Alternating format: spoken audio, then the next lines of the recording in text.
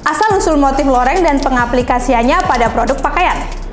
Motif loreng selama ini selalu identik dengan pakaian tentara ataupun militer baik di negara Indonesia maupun luar negeri. Loreng baju militer semua hampir sama, hanya saja pemilihan warnanya yang berbeda, meski sebenarnya selain loreng, tentara juga memiliki seragam dengan motif yang lainnya. Motif loreng juga biasa disebut sebagai motif kamuflase. Selain menunjukkan identitas penggunanya, motif loreng ini sebenarnya juga berperan penting untuk kamuflase alias penyamaran, khususnya saat berada di medan tempur. Lalu, seperti apa sih sejarah motif loreng dari seragam militer ini? Di dunia militer sendiri, motif ini baru mulai digunakan pada abad ke-18. Sebab sebelum masa Perang Dunia I, para tentara tidak terlalu mempedulikan soal kamuflase, tapi justru menggunakan seragam yang berwarna mencolok karena dianggap dapat menakuti musuh. Pasukan tentara dunia mulai mengadopsi taktik kamuflase pada abad ke-19. Sementara tentara Amerika Serikat baru mulai mengikutinya pada awal abad ke-20 agar prajurit yang menggunakannya tidak mudah terdeteksi oleh musuh, sehingga resiko terkena sasaran tembak dalam pertempuran bisa diminimalisir semaksimal mungkin. Untuk memaksimalkan fungsinya sebagai sarana kamuflase, motif loreng pada seragam militer juga mulai dikembangkan dan warnanya pun juga dibuat sesuai dengan medan di masing-masing wilayah negara. Bahkan ada juga motif loreng khusus yang dipercaya bisa menyamarkan secara digital. Keren juga ya.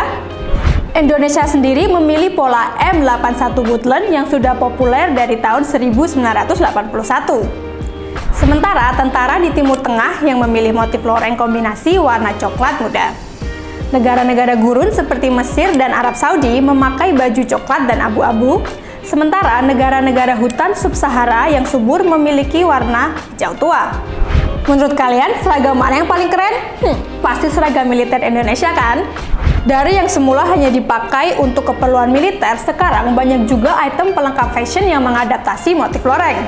Tapi kalau kalian ingin mengenakan style army look, sebaiknya jangan pernah memakai motif loreng dari ujung kepala hingga ujung kaki, kecuali jika kalian ingin dianggap tentara sungguhan. Terkait dengan pemanfaatannya dalam industri garmen dan konveksi, secara umum motif loreng dapat dijumpai dalam berbagai macam produk sandang yang sangat beragam. Tak hanya terbatas pada pakaian militer, tapi motif loreng juga bisa diaplikasikan pada berbagai macam jaket, kaos, hingga pakaian olahraga.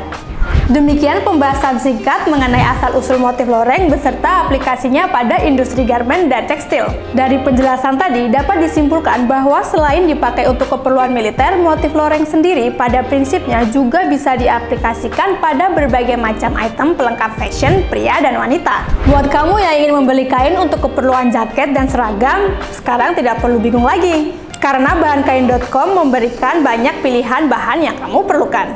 Semoga video bermanfaat. Jangan lupa untuk like dan komen dan share video ini ya.